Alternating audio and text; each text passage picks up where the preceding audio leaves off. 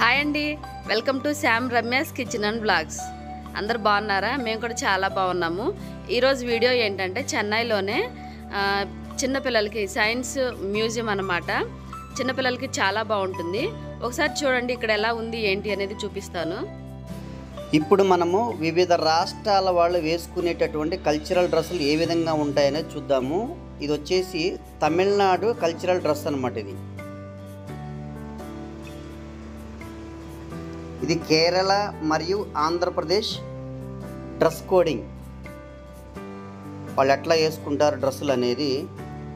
ఇది Karnataka dress coding. ఇది Karnataka dress coding. Karnataka plus Maharashtra dress coding. ఇది కర్ణాటక, అటు పక్క ఉన్నది మహారాష్ట్ర అన్నమాట. ఈ రెండు కలిసి ఉన్నాయి. కర్ణాటక మహారాష్ట్ర డ్రెస్ కోడింగ్ అన్నమాట. ఇది వచ్చేసి భరతనాట్యం డ్రెస్ ఏ విధంగా ఉంటుంది అనేది కల్చరల్గా ఇక్కడ చక్కగా డ్రెస్ కోడింగ్ అనేది మనకి చూపిస్తూ ఉన్నారు.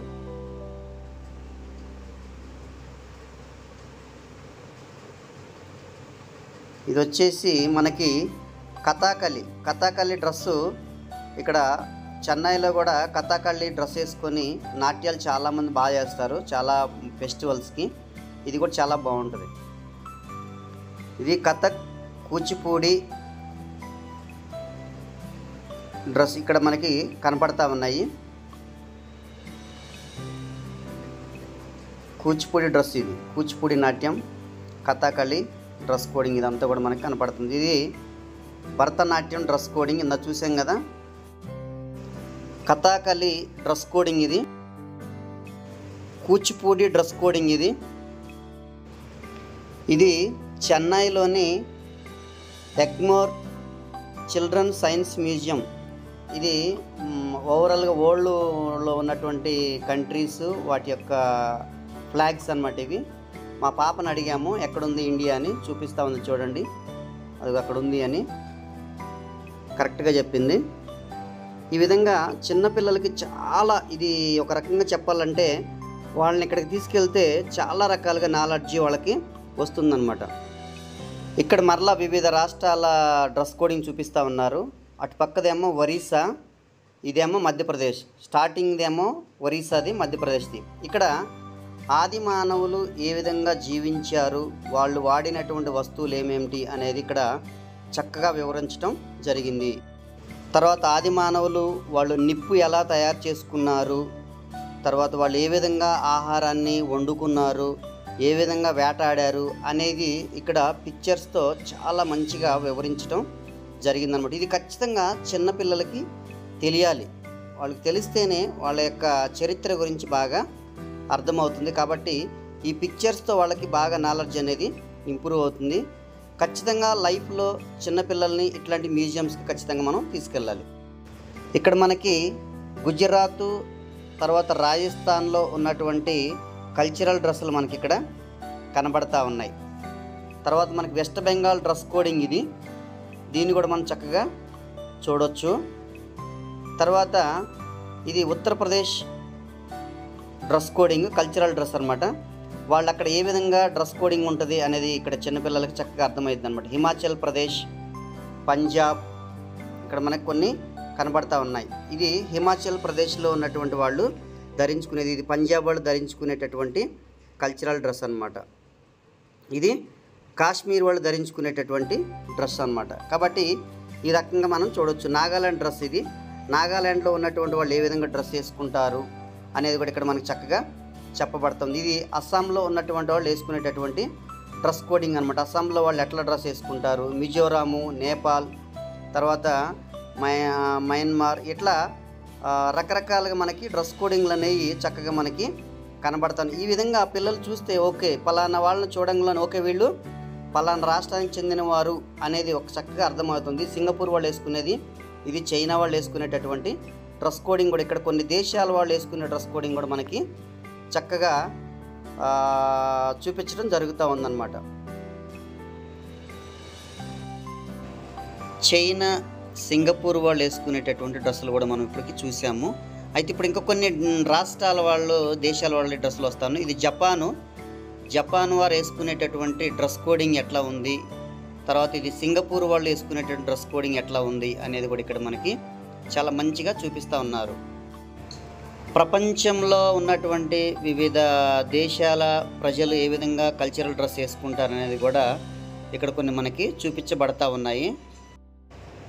ఇప్పటి వరకు మనం పెద్దవాళ్ళ డ్రెస్ కోడింగ్ చూసాము. ఇప్పుడు చిన్న పిల్లల డ్రెస్ కోడింగ్ ఎట్లా ఉంటుంది అనేది మనకి ఇక్కడ వివిధ దేశాల డ్రెస్ కోడింగ్ ఎట్లా చూపిస్తున్నారు. ఇది హవాయి, ఇంతకుముందుది యుగోస్లోవియా డ్రెస్ కోడింగ్ పిల్లలు, చిన్న పిల్లలు అనమాట. ఎట్లా చిన్నపిల్లల డ్రెస్ కోడింగ్ ఉంటుంది, వాళ్ళ కల్చరల్ డ్రెస్సులు ఎట్లా వేసుకుంటున్నారు పిల్లలు అనేది ఇక్కడ మనకి చూపిస్తూ ఉన్నారు.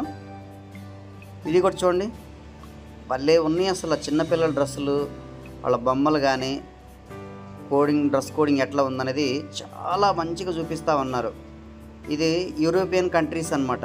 యూరోపియన్ కంట్రీస్లో పిల్లలు ఏ విధంగా డ్రెస్ కోడింగ్ వేసుకుంటున్నారు మనకి ఇక్కడ అర్థం. ఇది బెల్జియం డ్రెస్ కోడింగ్. ఇది బెల్జియంలో పిల్లలు ఏ విధంగా డ్రెస్ కోడింగ్ వేస్తారు అనేది, డ్రెస్సులు వేసుకుంటారు అనేది ఇక్కడ మనకి చాలా స్పష్టంగా ఉంది. చూడండి, పాప తలక కింద కొంచుకుని ఏ విధంగా భలే ఉంది అసలు. ఇది ఈ విధంగా పిల్లలకి ఈ మ్యూజియంలోకి వెళ్ళంగానే మనకి చక్కగా రకరకాలు కనపడతా ఉంటుంది. ఇది జర్మనీది అనమాట. చూస్తున్నారుగా, వివిధ దేశాలలో ఉన్నటువంటి చిన్న పిల్లల డ్రెస్సులు వాళ్ళ యొక్క కల్చరల్గా ఏ విధంగా వేసుకుంటున్నారో చూస్తే మనకి చాలా వండర్ అనిపిస్తే, వివిధ దేశాలకు సంబంధించి ఆ దేశాల వాళ్ళు చాలా రకాలుగా ఈ యొక్క కల్చరల్ డ్రెస్సులు చిన్నపిల్లలకు కూడా వేరువేరుగా ఉంటున్నట్లుగా మనం చూస్తున్నాం. ఇక్కడ కూడా చూడండి, ఇది వివిధ దేశాలకు సంబంధించి పిల్లలు ఏ విధంగా కల్చరల్గా ఉన్నటువంటి డ్రెస్సులు ఏ విధంగా ఉన్నాయి అనేది మనం చూస్తున్నాం. ఇది యునైటెడ్ కింగ్డమ్ చిన్నపిల్లల కల్చరల్ డ్రెస్సులు. ఇవి చూడండి, చాలా క్యూట్గా ఉన్నాయి, చాలా బాగున్నాయి.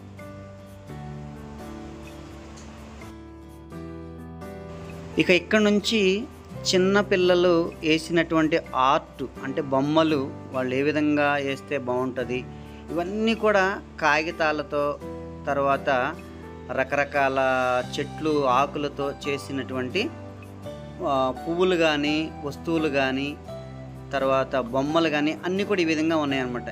ఇవి చరిత్రకు సంబంధించినటువంటి విషయాలు. ఇవి మానవులు ఏ విధంగా జీవిస్తారు, ఏ విధంగా జీవించేవాళ్ళు, ఇంతకుముందు ఏ విధంగా కష్టపడేవాళ్ళు, వాళ్ళ జీవన విధానం గురించి చాలా బాగా ఇక్కడ మనకి కనపడతా ఉందన్నమాట. ఇక ఇక్కడ నుంచి వివిధ దేశాల నాగరికత, వాళ్ళు ఏ విధంగా జీవించారు, ఎక్కడ జీవించారు, వారి యొక్క ఇండ్లు ఏ విధంగా ఉంటాయి, ఇదంతా కూడా ఇక్కడ నుంచి చక్కగా మనకి వివరించబడతా ఉందన్నమాట. ఇది చూస్తే మనకి వాళ్ళు ఇంతకుముందే ఏ విధంగా ఇండ్లు కట్టుకున్నారు అనేది కూడా మనకు చక్కగా కనపడతా ఉంటుంది. ఏ విధంగా జీవించారు, ఎట్లా ఉన్నారు, ఏ విధంగా వాళ్ళ జీవన విధానాలు అన్నీ కూడా చక్కగా రాసిందనమాట. ఇది గ్రీక్ సివిలైజేషన్, గ్రీక్ వాళ్ళు ఏ విధంగా జీవించారు అనే విధానం ఇక్కడ మనకి తెలియపరుస్తూ ఉంది. ఇంకా చూద్దాం వివిధ దేశాల వారి యొక్క నాగరికత ఏ విధంగా ఉన్నది, ఇంకా ముందుకి చూసుకుంటూ వెళ్దాం.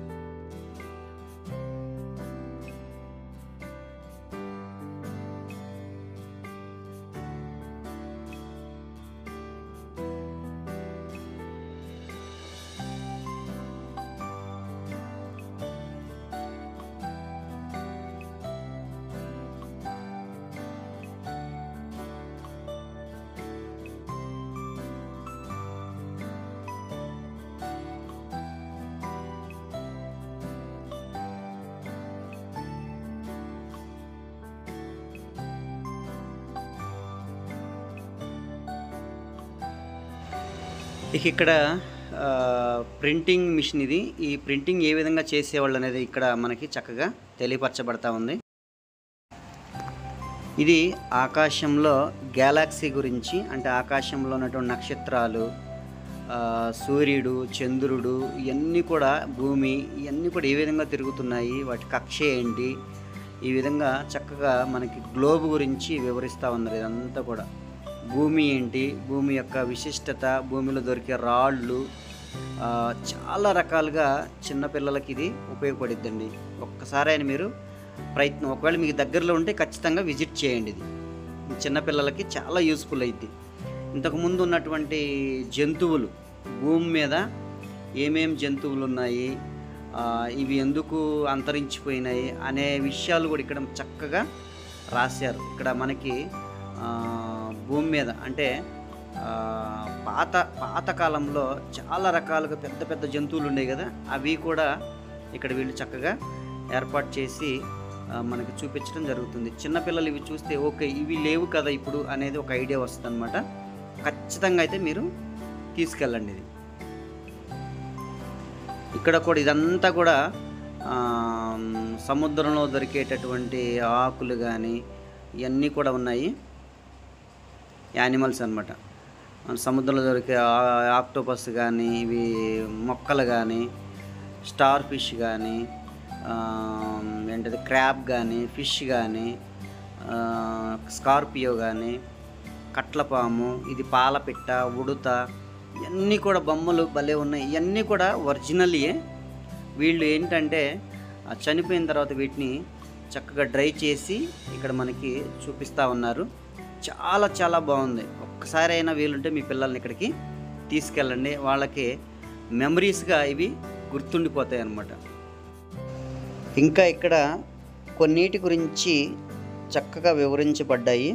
ఇప్పుడు మనం ఏదైతే చూసామో వాటన్నిటి లోపలి భాగాలు ఏ విధంగా ఉన్నాయో, ఇంక్లూడింగ్ మనిషి యొక్క భాగాలు కూడా, మెదడు కానీ, కిడ్నీస్ కానీ, ఇవన్నీ కూడా ఏ విధంగా ఉన్నాయో ఇక్కడ మనకి చక్కగా వివరించబడ్డాయి. ఇవి పురుగులు, వాటి యొక్క లోపలి భాగాలు, వాటి చర్మము, ఇది వానపాము అంటారు కదా ఎర్ర, దాని యొక్క లోపలి భాగం ఎట్లా ఉంటుంది అనేది మనకి చక్కగా వివరిస్తాం. ఈ ఫిష్ అండి, ఫిష్ లోపలి భాగాలు ఎట్లా ఉంటాయి అనేది కూడా మనకి వివరించి చూపిస్తూ ఉన్నారు. ఇది డ్రై ఫిష్, ఇది దీన్ని కూడా ఇక్కడ సెట్ చేశారు. ఇది ఎర్ర, దీన్ని కూడా ఇక్కడ సెట్ చేశారన్నమాట. ఇలా ఈ విధంగా కూడా సెట్ చేసి మనకి చక్కగా చూపిస్తూ ఉన్నారు. ఇది కప్ప. ఈ కప్ప యొక్క లోపలి భాగాలు ఏ విధంగా ఉంటాయి అనేది కూడా చక్కగా అర్థమయ్యే విధంగా చూపిస్తూ ఉన్నారు. ఇవి చూడగలం చిన్నపిల్లలకి చక్కగా గుర్తుండిపోతాయి అన్నమాట. ఇది లిజర్డ్ అంటే తొండ లేదా బల్లి. దీన్ని కూడా ఇక్కడ మనకి లోపలి భాగాలు ఏ విధంగా ఉంటాయో చక్కగా వివరిస్తూ చెప్పారన్నమాట. ఇది రియల్ తొండ అనమాట. ఇది నిజమైన తొండ, కానీ ఎండిపోయిన తర్వాత దీన్ని ఇక్కడ సెట్ చేసి పెట్టారు.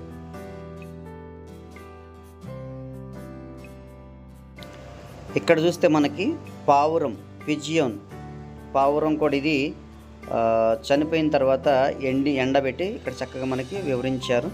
దీనిలో పావురం లోపల ఏ విధంగా పార్ట్స్ ఉంటాయో వివరించారు. ఇది కుందేలు, ర్యాబిట్. కుందేలు యొక్క లోపలి భాగాలు ఏ విధంగా ఉంటాయి అనేది కూడా చక్కగా వివరించడం జరిగింది. ఇది కుందేలు యొక్క శరీరం, మొత్తం కుందేలు యొక్క భాగాలు ఇవన్నీ కూడా, ఇది ఎండిపోయిన కుందేలు ఇక్కడ మనకి సెట్ చేసి పెట్టారు అన్నమాట. ఇంకా మనిషి యొక్క అవయవాలు, మనిషిలో ఏమేమి భాగాలు ఉంటాయి, వాటి పని విధానం ఏ విధంగా ఉంటుంది అనేది కూడా మొత్తం డిస్ప్లే చేసి ఇక్కడ సెట్ చేసి పెట్టారు. ఇది మనిషి యొక్క ఎముక, రియల్ ఎముక. దీన్ని కూడా ఇక్కడ మనకి తుంటి ఎముక అంటారు. ఇది చూస్తే మనిషి లోపలి భాగాలు ఏ విధంగా ఉన్నాయి అనేది కూడా చక్కగా సెట్ చేసి పెట్టారన్నమాట. ఇది చాలా చాలా బాగుంది. పిల్లలకు కూడా చూడంలోనే తెలుసుకుంటారు ఇవన్నీ కూడా. ఒకసారి చూడండి, లోపల మనిషి యొక్క లోపల ఏమేమి ఉంటాయి, ఏ విధంగా పనిచేస్తాయి అనే విషయాలన్నీ కూడా చక్కగా రాసి పెట్టారు.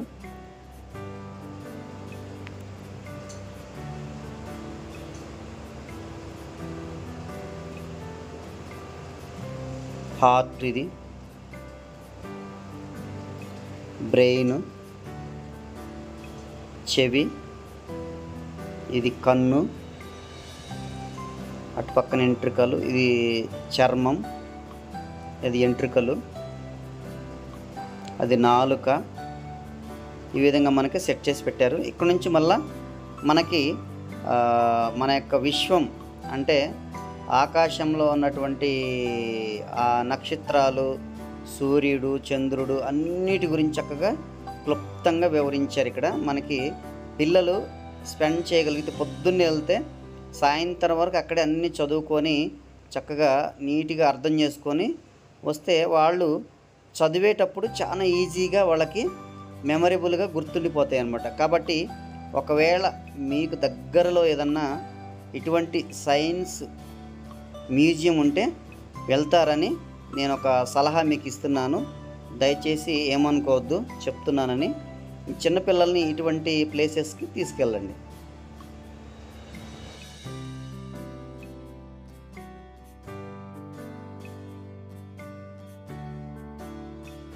ఇక్కడ నుండి కరెంటుకు సంబంధించినటువంటి వస్తువులు ఇక్కడ మనకు కనబడతాయి. కరెంటు ఏ విధంగా తయారవుతుంది, కరెంటు ఇంతకుముందు ఏ విధంగా తయారు చేసేవాళ్ళు, ఆ వస్తువులన్నీ కూడా ఇక్కడ మనకి చూపించబడతా ఉన్నాయి. ఇది ట్రాన్స్ఫార్మర్కి సంబంధించి ఇదన్నీ ఫీజులు, ఏ విధంగా కరెంటు ముందుకెళ్లాలో చూసేది. ఇది ఏరోనాటికల్ గురించి చక్కగా వివరిస్తున్నారు. స్పేస్లోకి అంటే లేదంటే జెట్ రాకెట్ ఏ విధంగా వెళ్తుంది అనేది దాని గురించి ఇక్కడ మనకి వివరిస్తూ ఉన్నారన్నమాట.